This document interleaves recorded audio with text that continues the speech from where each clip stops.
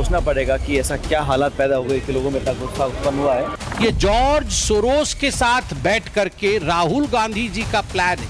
देश में जीएसटी बचत उत्सव शुरू होने जा रहा है। त्योहारों के इस मौसम में सबका मुंह मीठा होगा। किसी बच्चे को आई लव मोहम्मद का पोस्टर उठाता है तो उसका पोस्टर छीन लिया जाता है। तो आई लव मोहम्मद सल्लल्लाहु अलैहि वसल्लम कहना ये तो बिल्कुल ये हिंदू मुस्लिम करके ही इनको वोट मिलते हैं। तो मुसलमान जिस दिन हमारे कंट्रोल से बाहर हो गए उस दिन देश के हालात कुछ भी हो सकते हैं। आई लव मोहम्मद के लिखने या बैनर लगाने पर कोई एफआईआर नहीं की गई।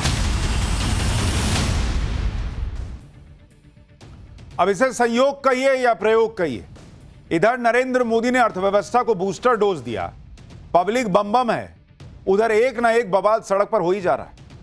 आई लव मोहम्मद वाला विवाद चल ही रहा था कि आज लेह में भयंकर बवाल की तस्वीरें आ गई। लेह बॉर्डर का इलाका है, बहुत संवेदनशील इलाका है।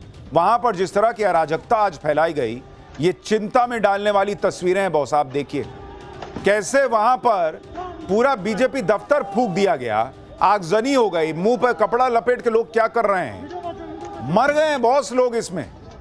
लेह में अलग राज्य के लिए प्रदर्शन चल रहा था और यह प्रदर्शन आज अचानक उग्र हो गया, हिंसा फैल गई, पत्थर चलने लगे, आगजनी होने लगी। प्रदर्शनकारियों ने बीजेपी का दफ्तर फूंक दिया।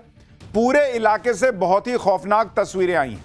हिंसा में 50 से ज्यादा लोग घायल हुए हैं, कुछ लोगों के मारे जाने के भी दावे हुए हैं। लेह में इतना भयंकर बवाल कैसे हो गया, यह प्रदर्शनकारी कौन है, हिंसा क्यों भड़क गई, इसके बारे में आपको पहले बता देता हूं। लेह में पिछले कुछ समय से लद्दाख को 6th शेड्यूल में लाने की मांग हो रही है। 6th शेड्यूल में देश के ट्राइबल एरियाज यानी आदिवासी बहुल राज्यों में प्रशासन से जुड़े प्रावधान होते हैं। लद्दाख में लेह एपेक्स बॉडी राज्य का दर्जा देने और 6th शेड्यूल में लद्दाख को लाने के लिए प्रदर्शन कर रहा है। भूख हड़ताल पर बैठ गया है। इसको लेकर गृह मंत्रालय की लेह एपेक्स बॉडी यानी LAB और करगिल डेमोक्रेटिक अलायंस यानी KDA से 6 अक्टूबर को बातचीत होनी, लेकिन इस बातचीत से पहले ही लेह एपेक्स बॉडी के यूथ विंग का प्रोटेस्ट हिंसक हो गया और वहां पर आज पथराव और आगजनी हो गई। लद्दाख में जो हिंसा भड़की उसे लेकर बीजेपी राहुल गांधी को घेर रही है। राहुल गांधी पर जेनजी को उकसाने का आरोप लगा रही है। बीजेपी सांसद निशिकांत दुबे ने दावा किया कि लद्दाख में बीजेपी दफ्तर में आग लगाई गई। राहुल गांधी जी इसके नेतृत्वकर्ता आपका जेनजी फुंटसोग स्टैंजिन सेपाग है, जो कांग्रेस पार्टी का निर्वाचित वार्ड सदस्य है। आग से खेलने का नतीजा क्या होगा, भाजपा कार्यकर्ताओं को चुनौती देना बंद करिए। बीजेपी IT सेल के प्रमुख अमित मालवीय ने भी लेह हिंसा के लिए कांग्रेस के वार्ड सदस्य को दोषी ठहराया। अमित मालवीय ने एक वीडियो और तस्वीर डाली और दावा किया कि वीडियो में मास्क लगाए और हाथ में हथियार लिए जो शख्स दिख रहा है वो कांग्रेस का वार्ड सांसद फुंटसोग स्टैंजिन सेपाग है। अमित मालवीय ने आरोप लगाया कि कांग्रेस नेता के भड़काने पर ही भीड़ ने बीजेपी दफ्तर पर हमला किया और उसे फूंक दिया। काउंसिल हिल के दफ्तर पर हमला कर दिया गया। बीजेपी ने पूछा कि क्या इसी तरह की अराजकता चाहते हैं क्या राहुल गांधी? सुनिए संबित पात्रा क्या कह रहे हैं। और आप देख सकते हैं कांग्रेस के काउंसिलर स्टानजिंग सेपांग, ये है कांग्रेस के काउंसिलर स्टानजिंग सेपांग, ये अपर लेह वार्ड से काउंसिलर हैं, ये मेन इंस्टिगेटर हैं और अपने कार्यकर्ताओं के साथ ये किस प्रकार इंस्टिगेट कर रहे हैं इसके कई फोटो सामने आए हैं। कांग्रेस पार्टी का जो षड्यंत्र है, किस प्रकार से भारत तेरे टुकड़े होंगे इंशा अल्लाह, यही कांग्रेस पार्टी का मुख्य लाइन है। यह कोई आज से नहीं है, यह जॉर्ज सोरोस के साथ बैठ करके राहुल गांधी जी का प्लान है। बीजेपी हर कुछ वक्त के बाद एक प्रेस कॉन्फ्रेंस करती है और कहती है कि जॉर्ज सोरोस के साथ मिलकर राहुल गांधी ये सब करवा रहे हैं जो देश में होता है। तो जब आपको सब पता है कि राहुल गांधी करा रहे हैं तो आप राहुल गांधी पर एक्शन क्या लेते हैं? आप केंद्र में सरकार हैं, आप यहां पर लंबे समय से सरकार में हैं, आपकी कई राज्यों में सरकार है। अगर आप ये मानते हैं कि राहुल गांधी ये सब करा रहे हैं तो खाली प्रेस कॉन्फ्रेंस होगा बॉस। राहुल गांधी पे कोई एक्शन किया आपने? आप कह रहे हैं राहुल गांधी के कहने पे सब हुआ है, तो राहुल गांधी पे क्या एक्शन हुआ? कुछ नहीं। बीजेपी ने कांग्रेस पर आरोप लगाए उधर इस प्रदर्शन का चेहरा बने सोनम वांगचुक भी आज की हिंसा को लेकर गिर गए। सोनम वांगचुक ने आज की हिंसा के बाद अपनी भूख हड़ताल खत्म कर दी। वांगचुक ने कहा कि आज की हिंसा से उन्हें दुख पहुंचा, लेकिन सोनम वांगचुक पर आरोप लग रहे हैं कि लेह लद्दाख में जो ये माहौल खराब हुआ, ये बवाल चल रहा है, उसमें उन्हीं का मुख्य रोल है। लोग सवाल उठा रहे हैं कि क्या वांगचुक किसी और के इशारे पर चल रहे हैं और लद्दाख को इस तरह से सुलगाने के पीछे असली हाथ किसका है। लेह हिंसा को लेकर बीजेपी ने कांग्रेस पर आरोप लगाए। कांग्रेस ने लेह हिंसा के मामले में क्या कहा है वो भी आपको सुनवाता हूं। कहीं पर भी हिंसा नहीं होनी चाहिए और हम समझते हैं कि सब लोगों को शांति बनाए रखनी चाहिए। अपील करते हैं कि हिंसा किसी बात का जवाब नहीं है, लेकिन जो घटनाक्रम हो रहा है इस पर उनको सोचना पड़ेगा कि ऐसा क्या हालात पैदा हो गए कि लोगों में इतना गुस्सा उत्पन्न हुआ है। लेकिन फिर भी मैं चाहता हूं अमन चैन बना रहे। लेह में जो हुआ उसे लेकर सरकार के सूत्रों से खबर है कि यह घटना अचानक से नहीं हुई, अपने आप से नहीं हुई, जानबूझकर और पूरी प्लानिंग के साथ किया गया। केंद्र सरकार ने पहले ही 6 अक्टूबर को सभी मुद्दों पर मीटिंग के लिए तारीख तय कर रखी थी। एक तरफ बॉर्डर के इलाकों में हिंसा और आगजनी और दूसरी तरफ देश के अंदर भी माहौल बिगाड़ने की साजिश होने के आरोप लग रहे हैं। पिछले कुछ दिनों से आई लव मोहम्मद के पोस्टर को लेकर बड़ा बवाल मचा हुआ है। जगह जगह प्रदर्शन हो रहे हैं, अलग अलग शहरों में हंगामा चल रहा है। कई जगह इस प्रदर्शन के दौरान पुलिस से हिंसक झड़प हो चुकी है, सैकड़ों लोगों पर FIR हो चुकी है। अब इस बवाल में नेताओं की भी एंट्री हो गई, राजनीति भी बढ़ने लगी है। इसी विवाद को आज AIMIM के प्रमुख असदुद्दीन ओवैसी ने बिहार चुनाव में उतार दिया। सुनिए, बिहार के किशनगंज में रैली करते हुए ओवैसी ने आई लव मोहम्मद के पोस्टर को लेकर छिड़े विवाद पर क्या कहा है। मेरे अजीज दोस्तों और बुजुर्गों, बीजेपी आज इस मुल्क में सबसे ज्यादा अगर किसी को निशाना बना रही है तो सेकुलरिज्म को खत्म करना चाहती है। बीजेपी संविधान को कमजोर करना चाहती है। किसी के घर पर अगर बुलडोजर चलता है तो मेरे घर पर चलता है। मेरे नाम निहाद हमदर्दों के घर पर बुलडोजर नहीं चलता। अगर किसी बच्चे को आई लव मोहम्मद का पोस्टर उठाता है तो उसका पोस्टर छीन लिया जाता है। अगर इनके नेताओं का नाम लिखकर आई लव लिख दिया जाए तो कोई उन पर कुछ नहीं कहता। असदुद्दीन ओवैसी जहां रैली कर रहे हैं उस किशनगंज में 68% मुस्लिम आबादी है।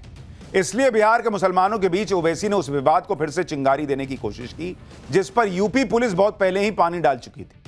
लेकिन ओवैसी को यह दिखाना है कि उन्हें मुसलमानों की कितनी फिक्र है, इसलिए उन्होंने यह माहौल बना दिया कि नरेंद्र मोदी के राज में मुसलमान का आई लव मोहम्मद बोलना या पोस्टर लगाना भी गुनाह हो गया। जबकि इस विवाद का सच कुछ और है जो आगे आपको बताऊंगा। पहले यह देखिए कि जम्मू कश्मीर की मुख्यमंत्री रही महबूबा मुफ्ती ने क्या कहा है। अगर जय श्री राम जबरदस्ती लोगों से बुलवा के वो ऑफेंस नहीं है, वो गुनाह नहीं, वो गलती नहीं है, तो आई लव मोहम्मद सल्लल्लाहु अलैहि वसल्लम कहना ये तो बिल्कुल ये हिंदू मुस्लिम करके ही इनको वोट मिलता है। अब ओवैसी हो या महबूबा मुफ्ती, ये नेता इस तरह का माहौल बना रहे हैं जैसे इस देश के मुसलमानों की आस्था पर नरेंद्र मोदी सरकार ने पहरा लगा दिया कि भाई आई लव मोहम्मद बोलना भी मुश्किल हो गया है।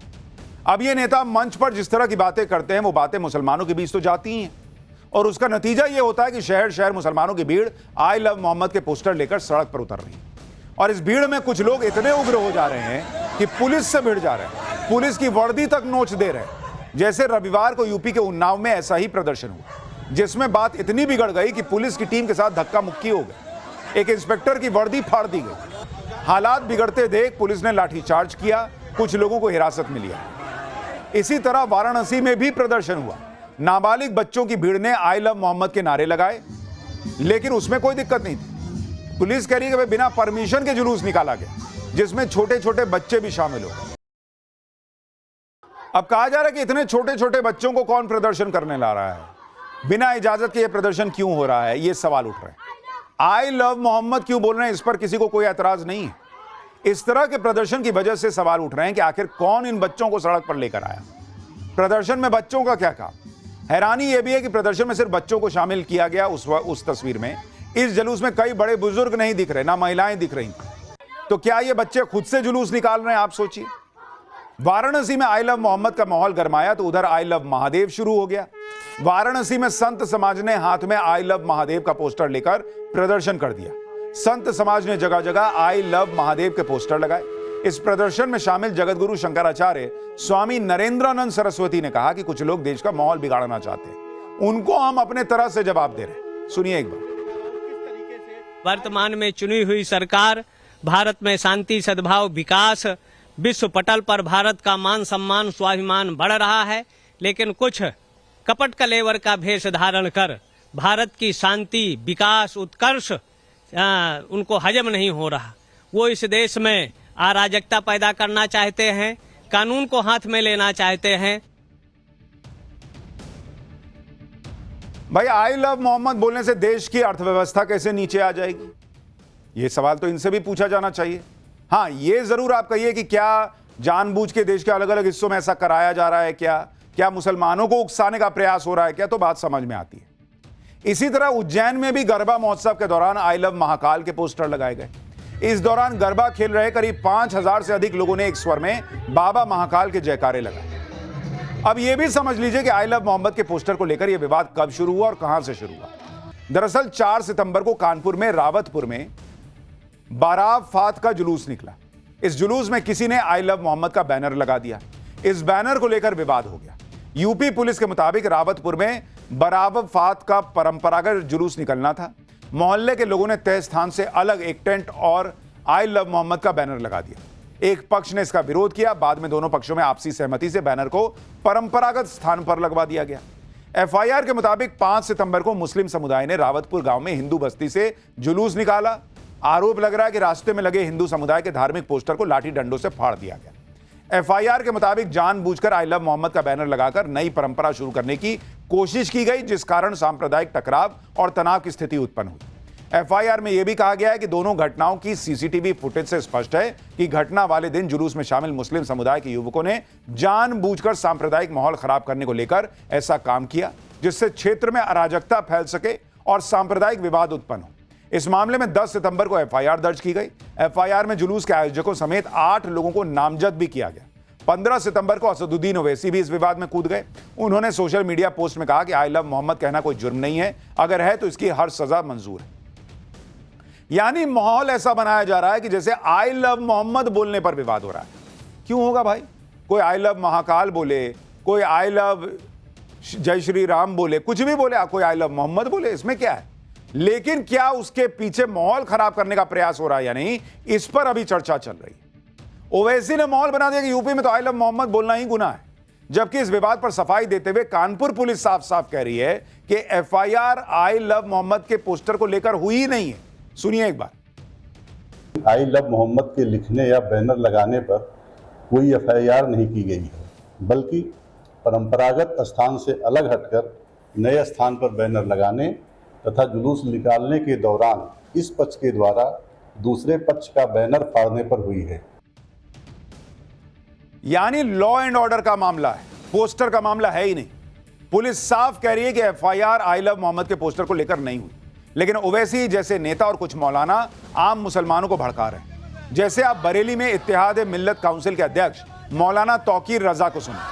उन्होंने तो पुलिस को 7 दिन का अल्टीमेटम दे दिया। भाई, मौलाना तौकीर रजा ने नेपाल बांग्लादेश का उदाहरण देकर कह दिया कि जिस दिन मुसलमान हमारे कंट्रोल से बाहर हो गया, भाई हालत बिगड़ जाएगी।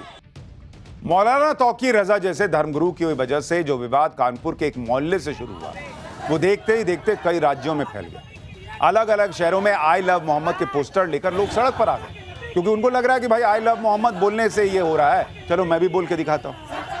क्योंकि उनको तो यही कहकर भड़काया गया है कि यूपी में कानपुर में आई लव मोहम्मद के पोस्टर लगाना गुनाह हो गया था। इसी बात से अलग अलग शहरों में मुसलमानों की भीड़ आई लव मोहम्मद के पोस्टर लेकर सड़क पर आ गई। जब तक ये प्रदर्शन शांतिपूर्ण थे तब तक भी कोई दिक्कत नहीं थी, लेकिन इस प्रदर्शन में सिर तन से जुदा के नारे लगने लग गए, हिंसा होने लगी, पुलिस को निशाना बनाया जाने लगा। उन्नाव की तस्वीर देखिए, कानपुर विवाद के बाद उन्नाव में विरोध प्रदर्शन हो रहा, नारा देखिए।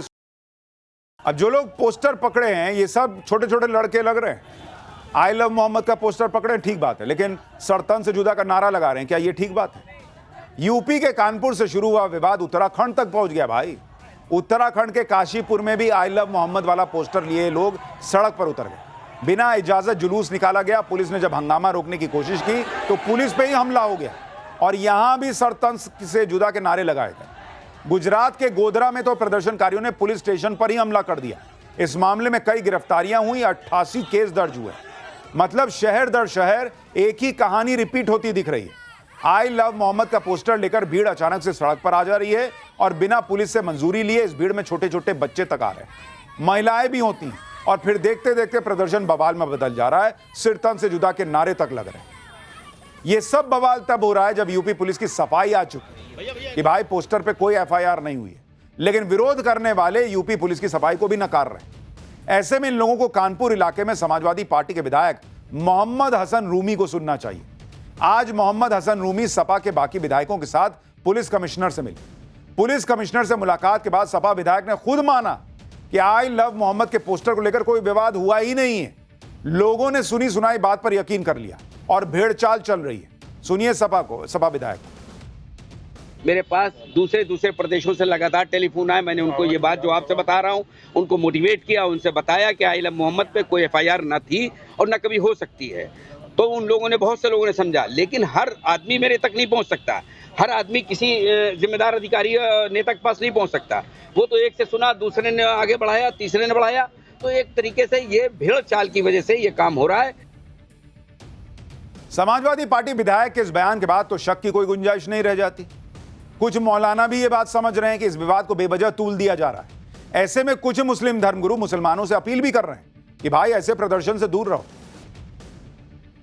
देखिए, इसीलिए सवाल खड़ा हो रहा है कि क्या जानबूझकर सड़क पर भीड़ आए, प्रदर्शन हो, इसकी साजिशें हो रही हैं। क्योंकि एफआईआर हुई नहीं पोस्टर को लेकर और देश भर में मुसलमानों के बीच फैला दिया गया कि देखो देखो क्या हो रहा मुसलमान के साथ। इधर देश की शांति को भंग करने की नाकाम कोशिशें हो रही हैं, उधर नरेंद्र मोदी देश को आगे ले जाने के लिए बड़े बड़े फैसले कर रहे हैं।